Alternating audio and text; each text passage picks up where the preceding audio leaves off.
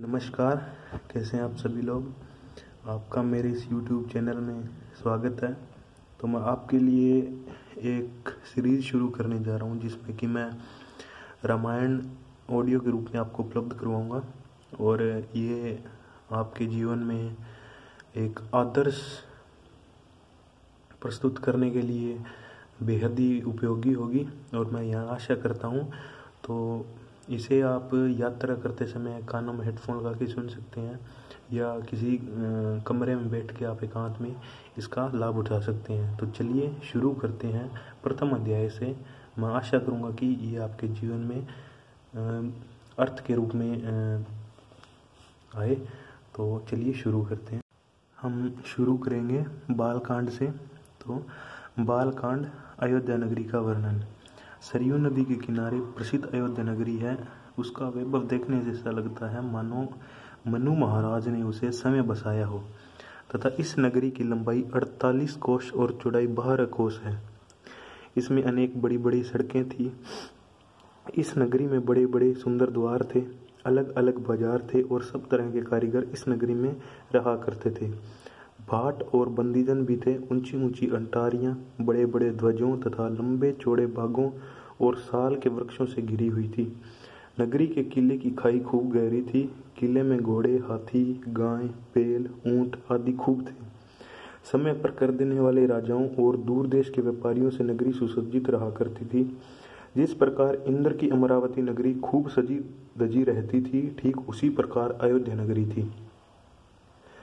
पूरी नगरी समतल धरती पर बसी थी। आबादी खूब थी। नगरी में बड़े बड़े विद्वान, आचार्य, महात्मा और ऋषि मुनि रहते।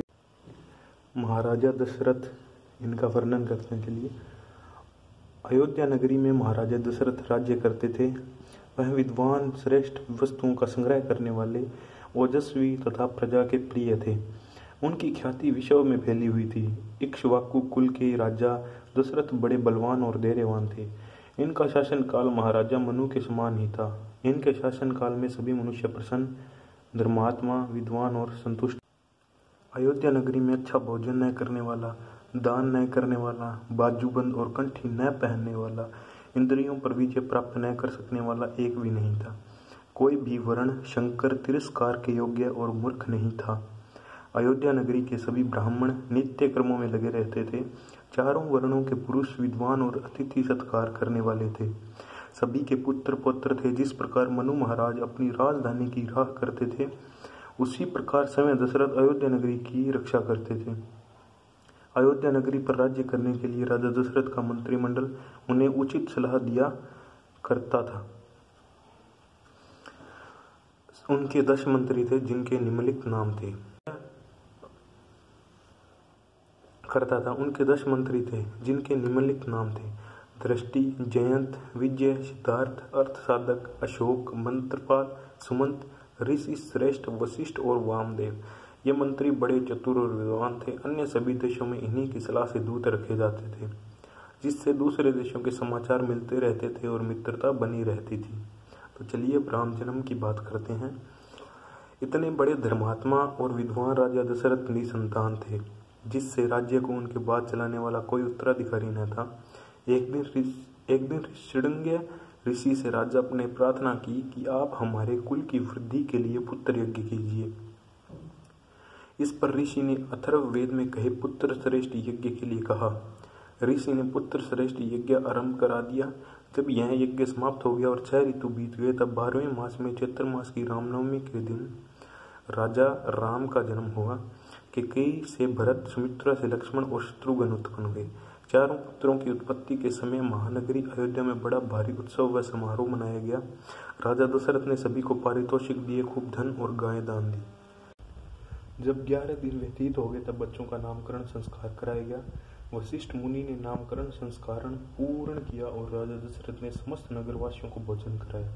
सबसे बड़ा पुत्र राम अद्भुत छवि वाला था, जिससे उसके पिता बड़े प्रसन्न रहते थे। सभी पुत्र वीर, पराक्रमी और सर्वगुणी थे, पर राम तो उनमें भी विशेष थे। वे चंद्रमा जैसे निर्मल और सबको प्रिय थे। लक्ष्मण बाल्यकाल से ही बड़े भाई राम का प्रिय था। वह राम का बड़ा आदर सत्कार और उनकी भक्ति करता था। वहीं रामचंद्र जी की दशा दशा थी। लक्ष्मण के बिना नींद तक नहीं आती थी, उनके बिना भोजन तक वह नहीं करते थे। जब राम शिकार खेलने जाते तो लक्ष्मण उनकी रक्षा के लिए पीछे पीछे चला करते थे। ठीक इसी प्रकार लक्ष्मण का छोटा भाई शत्रुघ्न भरत को प्राण प्रिय था और उसी तरह आदर सत्कार करता था। विश्वामित्र जी का आगमन। जब चारों भाई ज्ञानवान, लज्जाशील और समर्थ हो गए, तब एक दिन राजा दशरथ पंडितों और कुल के दूसरे बंधु बांधवों के साथ बैठकर उनके विवाह की बातचीत करने लगे। तभी अचानक महामुनि विश्वामित्र पधारे। राजा दशरथ तुरंत वशिष्ठ जी सहित उनके दर्शनों के लिए द्वार पर दौड़े गए। यथोचित आदर सत्कार के साथ उन्हें लिवा ले गए। योग्य आसन देकर राजा बोले, हे मुनि, अमृत मिलने पर, पुत्र होने पर या कोई अमूल्य वस्तु खोने के बाद मिलने पर आदमी को जो खुशी होती है, उससे भी अधिक आपके दर्शनों से आनंद प्राप्त हुआ। आप मेरे सौभाग्य से यहाँ पधारे हैं, इसलिए कृपा कर बताइए मैं आपका कौन सा प्यारा कार्य करूँ। आपके दर्शनों से मेरा जन्म सफल हो गया है। आप कृपा कर कहें कि आपका आगमन किस प्रकार हुआ। मैं आपकी इच्छा पूर्ण करना चाहता हूँ। राजा दशरथ की प्रिय वाणी को सुनकर विश्वामित्र कहने लगे, हे राजन, आजकल मैं सिद्धि के लिए यज्ञ कर रहा हूँ।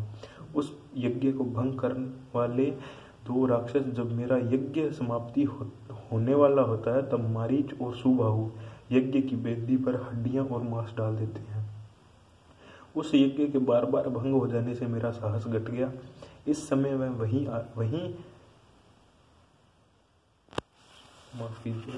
वहीं से आया हूँ। यह यज्ञ ऐसा है जिसमें किसी को शाप नहीं दिया जा सकता। आप अपने ज्येष्ठ पुत्र राम को मुझे दे दीजिए, क्योंकि राम राक्षसों को नष्ट करने में समर्थ है। मैं इसे वह आशीर्वाद दूंगा कि यह तीनों लोकों में ख्याति प्राप्त करेगा। इसलिए राजन, जल्दी कीजिए ताकि यज्ञ का समय न बीत जाए। राजा दशरथ क्षण भर के लिए मुनि की बात सुनकर अचेतन से हो गए। फिर सावधान होकर बोले, आप राम को ले जाइए, क्योंकि चारों पुत्रों में सबसे अधिक प्रीति में राम से ही है। आपके यज्ञ की रक्षा मैं करूंगा। विश्वामित्र राजा की ऐसी बातें सुनकर क्रोधित हो उठे। वे बोले, हे राजन, पहले वचन देकर अब उसे भंग करना चाहते हो। रघुवंशियों के लिए यह शोभाप्रद बात नहीं है और इस कुल की मर्यादा के विरुद्ध भी है। यदि आप ऐसा ही चाहते हैं तो फिर मैं जा रहा हूँ। आप अपने बंधु बांधवों में ही रहिए। विश्वामित्र मुनि का क्रोध प्रसिद्ध था। सभी ने राजा को समझाया कि धर्म त्याग करना ठीक नहीं है। यह बात तीनों लोगों को प्रसिद्ध है कि रघुवंशी धर्मात्मा है। फिर विश्वामित्र तो स्वयं धर्म है, नहीं तो वह राक्षसों को क्यों नहीं मार सकते थे। शस्त्र विद्या के भी पंडित हैं, इसलिए हे राजन, राम को तुरंत भेज दीजिए। आशा करता हूँ कि आपको इतना जितना मैंने पढ़ा है वो अच्छा लगा होगा, और कोई भी अगर गलती हो जाए तो कृपया कर मुझे माफ़ करें। और इसकी सीरीज़ में आपसे वादा करता हूँ कि मैं कंटिन्यू चलाऊँगा और पूरी रामायण आपको इस सीरीज़ के माध्यम से मैं ऑडियो के रूप में सुनाऊँगा। आप इसका फ़ायदा, यदि आप यात्रा कर रहे हैं या कहीं जा रहे हैं, तो कानों में हेडफोन लगाइए और इसका आनंद लीजिए। और इसी के साथ धन्यवाद, बाय।